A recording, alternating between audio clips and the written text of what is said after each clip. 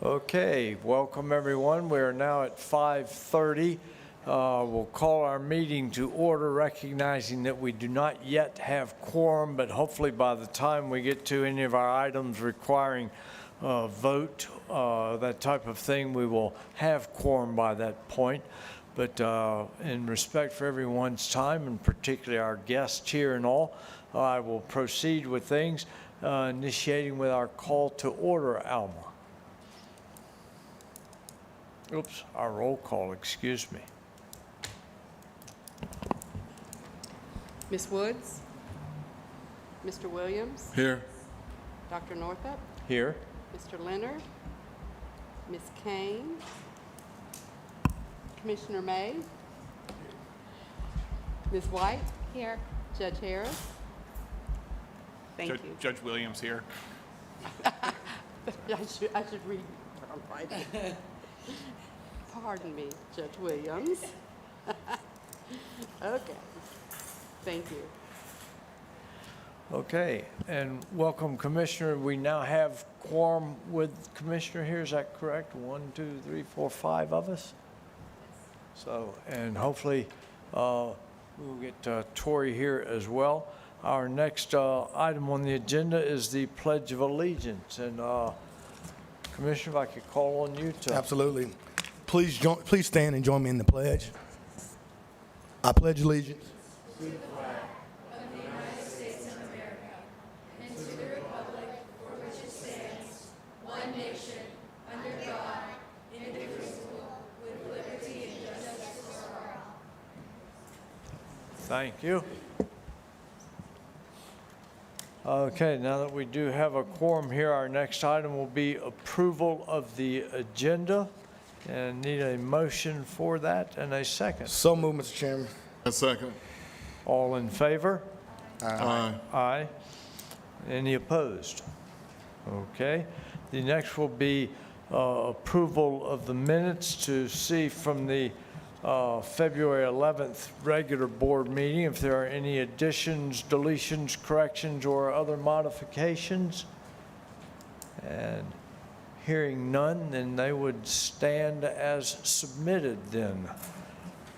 Down to the treasurer's report, we do not have Ms. Woods here yet, and in her absence, Tammy, Ms. Abrams, could you please cover that topic for us? Yes, sir. So in your packet, you have the financial reports for January 31st. We have a very good trial balance. It shows our assets that are in the account, the cash, and all of our liabilities. We are at 67% of the fiscal year remaining, and we have spent 20% of our budget and received 66% of our revenue. And right now, we are running 12.8% on our admin percentage. That will drop as we go through the year. So there were no unusual or unexplained transactions. Does anybody have any questions? Move the financial report, Mr. Chairman. All right, any second on that? And any discussion? I have one question on that for the group here, the board, as well as the staff, noting that under the Children's Trust contract schedule, the last sentence there, that programs have surrendered or returned a total of $3.5 million that was awarded but not spent, and that will go back into funding to be used for future programs and services. Yes, I maintain what's called a 5-year rolling budget, and I incorporate that into that. So in our future years, we use that to award more money or to pay the other ones that we have out. Okay, very good. Little good news, bad news. Good news, we will have that for additional funding going down the road. The less than good news, I guess, is that those were projects and programs that were approved for that and unable to meet quotas and marks and things for that. But anyway, good that that will be returned and recycled, so to speak. Okay. any public comments, if there are any, or requests for any. The forms are down on the table by the hand sanitizer, I am told, and can be filled out and then turn them to Alma. And if there are none at this point, then we will progress to the next fanfare and all kinds of applause and things, please. The special presentation by our guest, the Pensacola Children's Chorus. And Thank you all so much. Thank you, Dr. Northrup, and to all of you for this invitation. This presentation is like a part two. I did have the opportunity to speak with you all several months ago, and we intended to have these lovely faces, but that meeting had to be rescheduled due to weather. And children's schedules change a little more rigidly than our adult calendars do, but they are here tonight. So I'm not going to regale you with a whole lot of extra talking, but I do have one speaker who has agreed to provide a little bit of perspective onto the impact that the Children's Chorus has had on his life, especially thanks to the Escambia Children's Trust. So Jay, come on up here. This is Jay Griggs. Jay got really dressed up for you. We have another performance after this, so he got a little excited. But Jay is this your second year? First year. This is Jay's first year with the Children's Chorus, and it is a participant through the Escambia Children's Trust. So Jay, you had some comments you wanted to share. I just want to say I really enjoy this program, and it's a great opportunity for singers like me to find like their passion. Like, I never really known that I would enjoy something so much, but being here just brings out the joy in me, and it's so fun. And I enjoy spending time with my peers, and I love it here. It's really fun, and it helps singers like me bring out like their true vulnerability. Like, I didn't know I'd be able to like do this, and I'm really grateful for you guys, and just doing this makes me really happy. Thank you.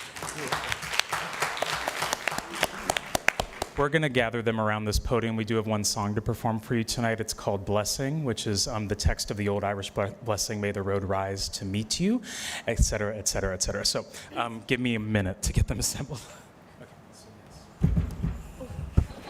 while you are setting up, any comments from the board up here?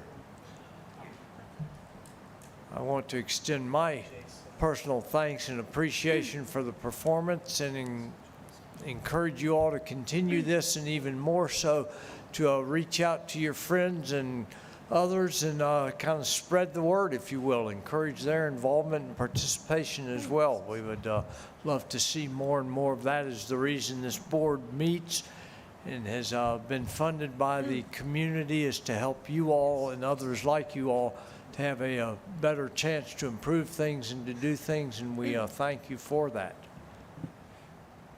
I do want to comment that nearly every one of these 20 singers are supported through the Escambia Children's Trust up here tonight.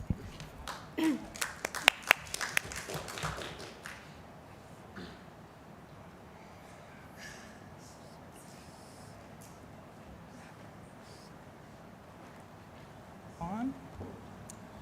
And this on. Okay,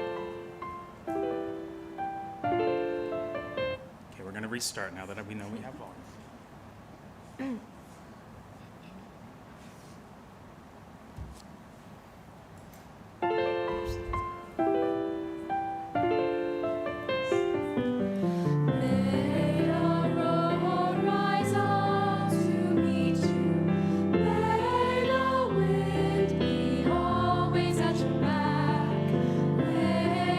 Sunshine roll upon your face, and your rays fall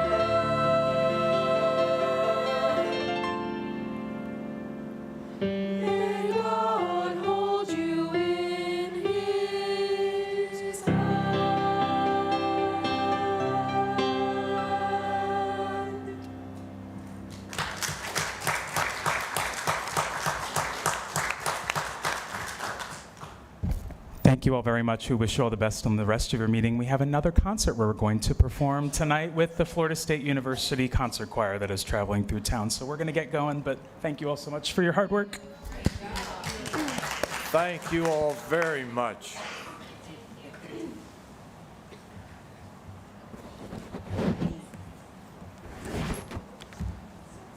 And if anyone is joining us online or Blab or otherwise, I hope that you all got as much out of that as we did. And that was just exceptional. Thank you all. Okay. The next item of business is an operations update from Alma regarding our September board meeting. So it seems no matter how hard we work to get these board meetings planned out for the year, something comes up. And this year, it is the Board of County Commissioners budget meeting that is going to take place the same time as our September meeting was going to take place. So I've checked, the room is available at 9 a.m. That would put us having 3 9 a.m. meetings in a row, which would be August, September, and October, if everyone is okay with that. I know you won't be able to be here. September 11th, or I'm sorry, 9th? Sorry, hang on. 9th. It's a Tuesday. Okay, does that work? Okay, so I'll switch that to 9 a.m. Thank you.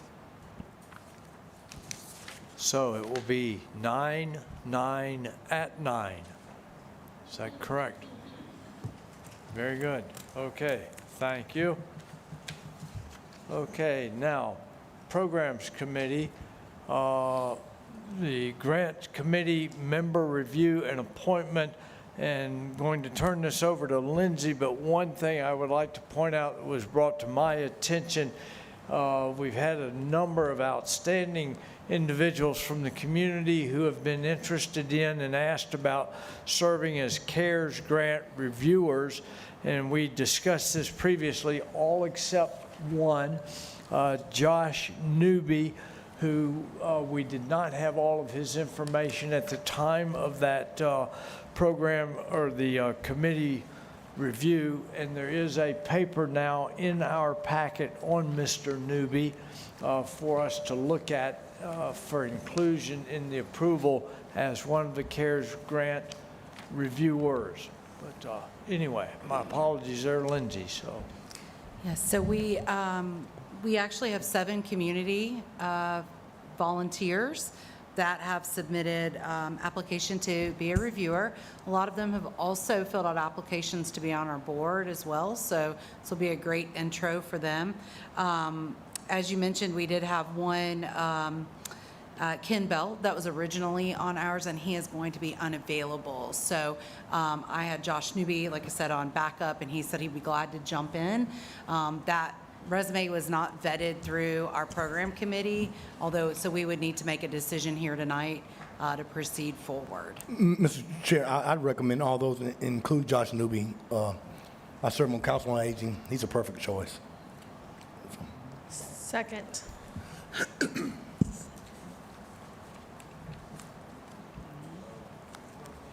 excuse me, we will need a motion to approve those. That was a motion. All right, thank you. Second? Good.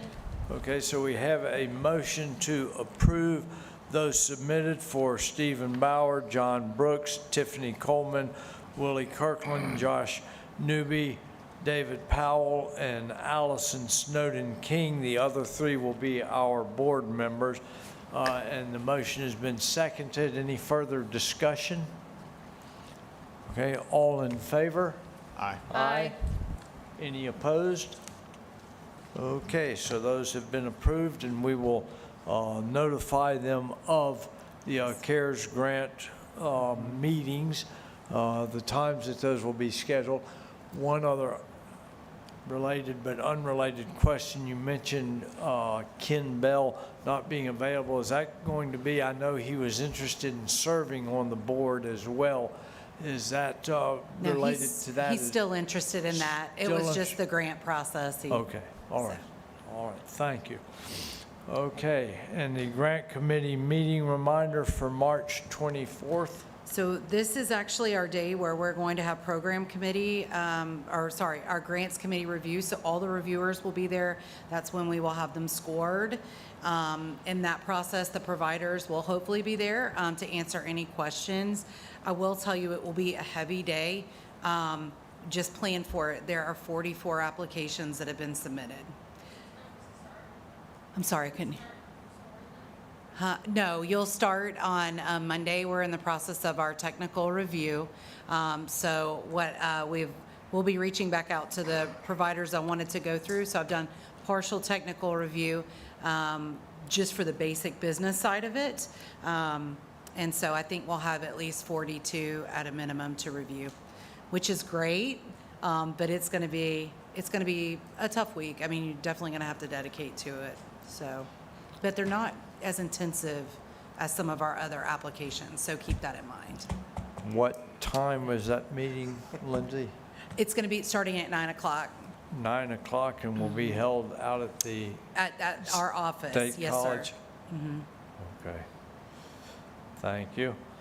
The next item for business, and this one also will require a vote, Legal Services of North Florida, Year 3 renewal. Yes, they are in the process, or we are actually at the time where it would be a renewal for a third year for Legal Services of North Florida, which is our increased representation for dependent children and kids with educational issues. This was a sole source. We'll be going into the third year. I did have Rick pull some very basic data for you to just kind of understand the breadth of what that looks like. They've served up to 89 independent children, not independent, but dependent children, if that makes sense, during that time and in a month. So I do see some really great progression. We are at a place where we need a vote to proceed with negotiating and looking at a third year. I'd like to start that process and then bring it back to program committee to see where we land with the budget and what the plan is going forward. This will be their third year, so we want to start talking about sustainability as well with them, and but enter into our third year contract, start negotiating that. So moved, Mr. Chairman. All right, second? Okay, and the motion will be, as you all can see the recommendation there, that this will be beginning further detailed review and contract negotiations with them, going to the program committee in March, and then back to us for final vote in the April meeting. Okay, any further discussion? All in This- favor? Well, I have to abstain from this one, but I don't know how that affects our numbers if we're just at a quorum. So how does that? It's not an approval on the contract, it's just an approval for us to start having negotiation Yeah, I saw conversations. that it's just proceeding to negotiate. I'm still going to abstain. I don't think there's a distinction for my role if it's proceeding to contract or awarding the contract, but I know we're tighter on numbers, so I don't know what that does for us. Yeah, it would not Is be it a time quorum. sensitive, or can you bring it back? Well, it's time sensitive related to what we have in contract for them, our commitment to start doing this 60 days in advance of their expiration. Can we do an email vote? Is that allowed? But you could tell me we have every intention on moving it forward. We just have to ratify it. I feel comfortable moving forward with them based on some of the numbers I'm seeing, but we do need to start looking at what a third year and a sole source looks like, and want to have those terms negotiated for what that looks like to keep them where they are or ramp down or start working on partnerships and budget. So we haven't gotten a budget return from them yet, but we're going to start working through that. Would you be able, and I guess would ask Meredith this as well, would it be reasonable for us, I know this isn't formal board vote approval, but looking at what this would involve is to proceed, just looking at contract and budget negotiations, would we need to have a formal quorum vote? As I can understand the judge related to the organization we're dealing with it being Legal Services abstaining from this, but then if we do that, we're not going to have quorum to officially vote on it, Correct, without a quorum, you can't take action. I mean, that wouldn't preclude us or the staff from moving forward. They would just have to bring it back at a time when there is a quorum before it's signed and effective. Well, they have to Yes. do that anyway, right? That's what I would think, is that it's going to come to the program committee next, after that takes place, and then come back to the board where we will hopefully have quorum at that point. Yeah, we could take this as an informational item. It's coming to the program committee, and then you can come back and vote for it at the board. Yeah, that's what Yeah. I would think, that, so that it would be reasonable for you to go ahead and Absolutely. proceed unless that's going to. And Mr. Chairman, I came because Lindsay called me. I have an imperative that I have to be at 6, so if there are other action items I got to vote on, Okay. ask that we get them going. Now, have having two had more a things, that's it. motion and having it seconded, can we, what do we need to do? Postpone that, or, I know we are No, tabling? you never carried the Have to motion. be a postponement, right? You could, I mean, you could just drop it tonight and then Right. be brought back at a later date. At our Okay. April meeting. Okay. Commissioner, you okay with that? Yes, sir. All righty, well, we will drop that and proceed and anticipate seeing that in the program committee and coming up for a formal vote in the April meeting. All right, thank you. Now, there are two more items of business here, the change of scope from Covenant regarding the contract for Camp Monarch. Yes, so for year 3, we actually had some discussions in our January program committee meeting, and this was approved. They're requesting a change of scope to expand their services outside of just Noni's house. They have that, but transportation is a challenge for some of these children and families, and so they would like to be able to expand their scope outside of that to go to community center schools, wherever they're asked to come and provide the service in the camp there. Program committee voted in the positive, and comfortable with that they were making strides towards meeting families where they're at. So this would be not for year 2, but incorporated into their year 3 contract. So we did need to bring it to the full board for approval of that change of scope. One additional bit of information I will share, and I hope this doesn't pull up, I don't think that it does conflicts, it's just some information that I am aware of, that there are activities within the community, particularly at the Children's Hospital, VITAS, which is the organization that kind of bought over and took over the activities of Covenant Hospice, the Bear Family Children's Cancer Center, and several other organizations expanding pediatric hospice and palliative services through the community, not just in the hospital, but elsewhere. And so I would think that their anticipated increase in numbers of children and families served is probably a reasonable assumption that that will indeed be taking place over the next year or so. Okay. And they did not choose to reduce their numbers, but they did reduce their budget significantly. So just to let you know, along with this Okay. change of scope. So is there a motion then to approve the Covenant Hospice change of scope as was presented? All right, second. Second. Okay. Any further discussion? All in favor? Aye. Aye. Any opposed? Okay, wonderful, very good. Okay, now the next item on the agenda is a budget amendment that has been requested by Lamplighters. And Tammy, I see your name by this item. Yes, this was up at our program committee in January, and we did not get it put onto the board agenda last month, and it needed to be. They had a van budgeted for that they did not purchase, and they needed to move some of that money into other categories. The program committee reviewed it and was okay and recommended approval of it.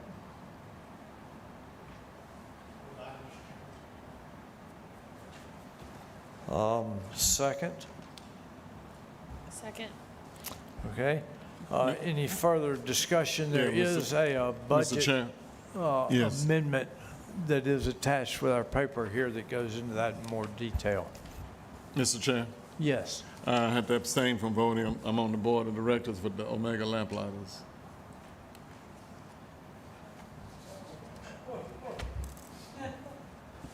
Tori, we need you.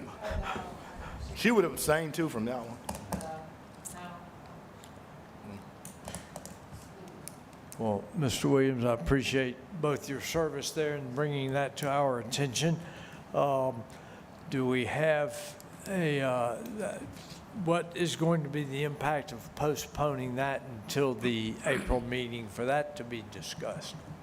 The biggest impact is that this contract ends, or at least that year ends on February 28th, and they need to be able to do their, they need to be able to do their reimbursements through the end of the fiscal year, and they can't do them until the end of the contract year, and they can't do them without this amendment. So this amendment ends, this contract ends February 28th. When's our next meeting? That was last week. April 11th, or 8th. April 8th is our next meeting. I mean, We don't can a- have them bill in arrears, but, you know, and waive any sort of penalty around that, but it's outside the scope of what I can approve. I can approve up to 10 grand to move, 10%. or 10%, excuse me. But the request was much more than that. Tell them our intentions are good. I mean, there's nothing we can do, right, Meredith? What would the 1-month request be? So their 1-month request averages about 10 to 15,000, but they have not been able to invoice since December, or since October. They've got November, December, January, and February to invoice. Oh, well, that's no big deal. It'll be in April. They hadn't billed since October. One more So- month's not gonna hurt them. I know that they are getting very tight with because Well, they're all not that tight if they ain't reimbursement billed since October. based. No, they can't because of this. Oh, they can't because of this? They Oh, can't okay. because of this, because their categories they need to put the funds in are over budget. Well, we don't, our hands are tied, so Okay. we can play Tom Twiddle all night, but there's nothing we can do. Okay, thank you. Would there be, oh boy, I'm trying to think, I don't want to stop their operations in the middle of things, and I also understand we lack quorum. Any temporizing stopgap measure of Lindsay of approving for a 1 month, not the whole contract, but would that 1 month coverage meet their needs or whatever your cap is that you are allowed to do? Yes, I mean, they could do an amendment that's 10% or under, and we can move it that way, and Tammy and I will go through it. It'll be within How much the would that same be? How much would that be? category. Because that safeguard them to April, how much would that be? 10% of the amount? About 15,000 is what Tammy's 15,000? saying. Could we do that? We can, and they can bill us for things that are still in the line items that they still have money in, right? So they're only looking to move that van line item into a couple places, and so we can still reimburse some of it. It's only like We 40,000, may just have to right? work with them on what we can get. How much is it total that they're trying to move, Nancy? I'm not looking, I closed my book. About 40,000 is 40,000? what they had budgeted for the And you can, it van. was for the van, you can give them almost 15,000? I think that'd be great. Okay. Okay, well, we'll just try to work with them and get it formally approved back in April for any of Okay. the remaining things. So Tammy and I, if you guys are comfortable with that, we'll work through that. Okay, and anticipate seeing those items brought Yes. back when we have hopefully a full quorum at that point. Okay, well, thank you, staff and everyone for their creativity, and Commissioner, thank you. Any legal report updates or anything, Meredith, yet from, not heard anything? You update in regards to the status of the exemption request or anything, or is everybody already familiar with that?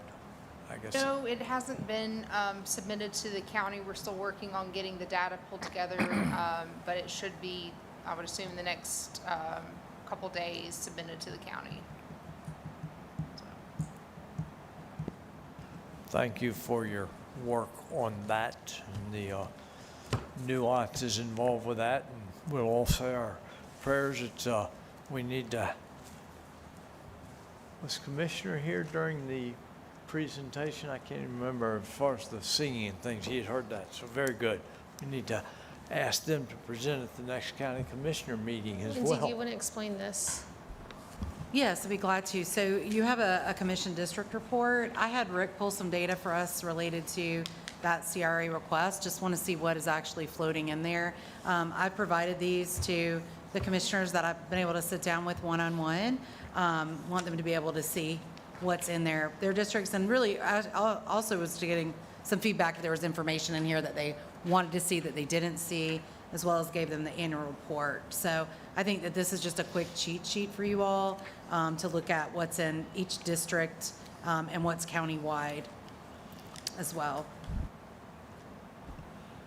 I have a question. I see we are ahead of schedule here, but one of the things I've been puzzled over, I know the city of Pensacola has CRA. The county has CRAs that I think they include as far north as Cantonment, I think is what I'd seen here. And I'm left to wonder about Century, which I know is a city and has a mayor, et cetera. And I understand they do not have a CRA.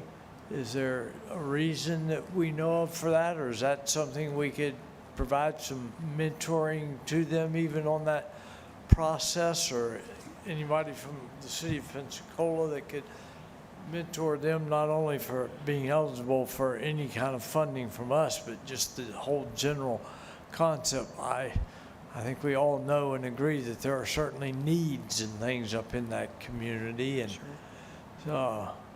just wonder about their, in my opinion, conspicuous absence. I do not know how they establish a CRA, and there's a legal process to that. But what I will say is being able to look at this through an interlocal agreement, we certainly could, if the county wanted to do that, we could certainly look at their behest, whatever programming they'd like to see up there supports. And of course, that would be Commissioner Berry's area. So we're open to it. And like I said, I think that before, there are worthy projects we could do in collaboration and attacking some of those needs where maybe we don't even have a lot of services or areas where things need to be enhanced.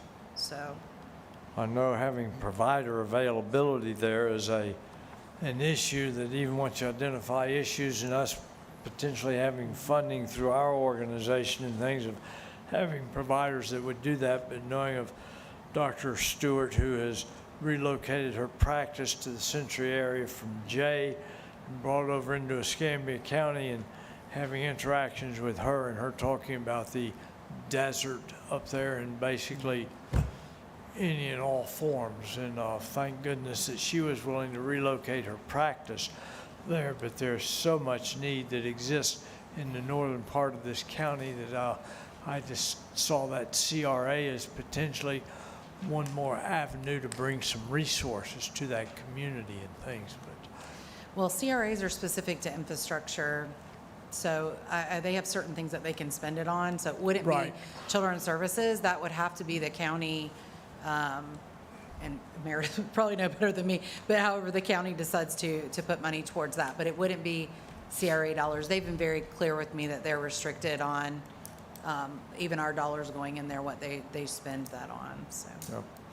But yes, I'm it would just be great to have more support. always on the lookout for that northern portion of our county that the need is just incredible. Not that there's not need here, but Did just- any of you have questions about this report? We are, like Meredith said, we're getting data together. We're making sure that we accurately update our exemption requests from last year to really reflect the dollars that are actually flowing into those areas, into those CRAs currently, and to update and show all the programming that's there as well. So we gave a broad picture of that last year. We want to make sure that we are showing them our growth as well and our desire to partner. Any further business to come before the board? And if not, my appreciation to everyone for coming, and those in the audience as well. And we will stand adjourned at 6:05.